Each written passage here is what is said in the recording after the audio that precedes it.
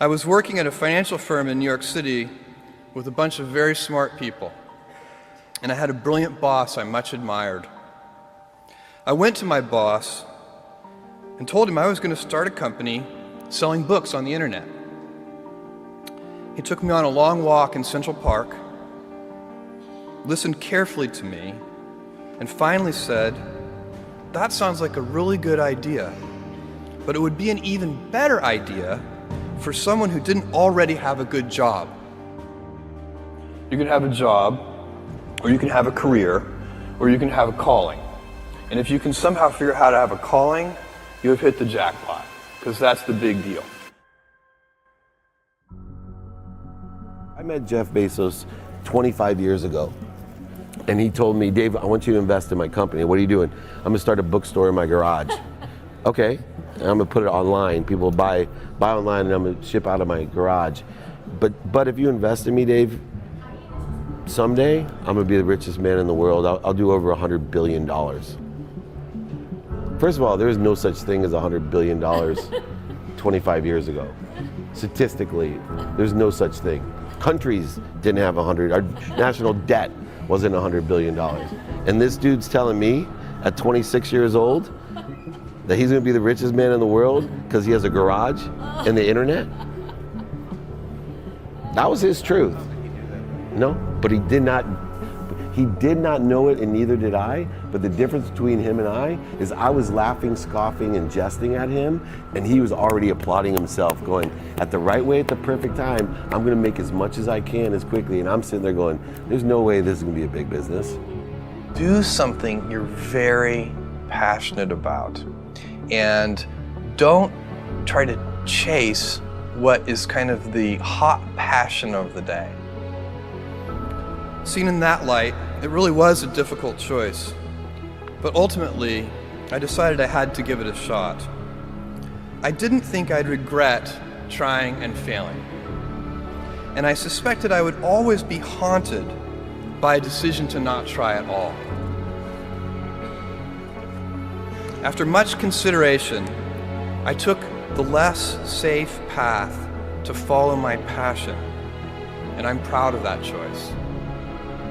As a young boy, I had been a garage inventor. I'd invented an automatic gate closer out of cement-filled tires, a solar cooker that didn't work very well out of an umbrella and aluminum foil, baking pan alarms to entrap my siblings. I'd always wanted to be an inventor, and she wanted me to follow my passion. There's a military phrase that I especially love, and it says, "Slow is smooth and smooth is fast." And I have seen that in every endeavor I've ever been in.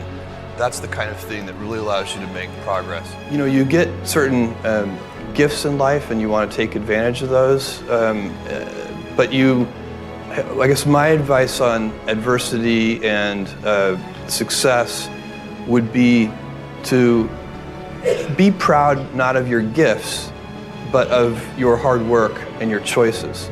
So, you may be, the kinds of gifts you get in life, you might be really good at math. It might be really easy for you. That's a kind of gift. But practicing that math and taking it to the next step, that could be very challenging and hard and take a lot of sweat. That's a choice. You can't really be proud of your gifts because they were given to you. You can be grateful for them and thankful for them. But your choices, you choose to work hard. You choose to do hard things. Those are choices that you can be proud of. You can choose. We all get to choose our life stories, and it's the choices that define us, not our gifts. Everybody in this room has many gifts. I have many gifts.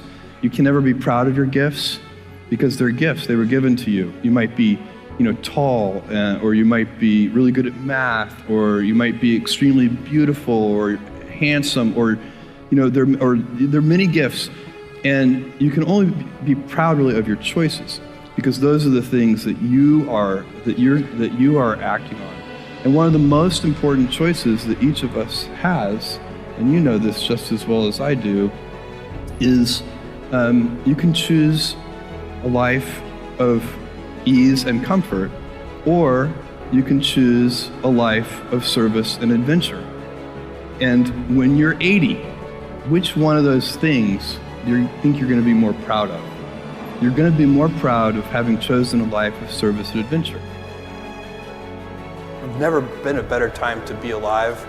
I mean, it's just incredible the amount of inspiration that the world generates for me, and I think for a lot of people. It's insane, the amount of change and invention and opportunity. Your life, the life you author from scratch on your own, begins. How will you use your gifts?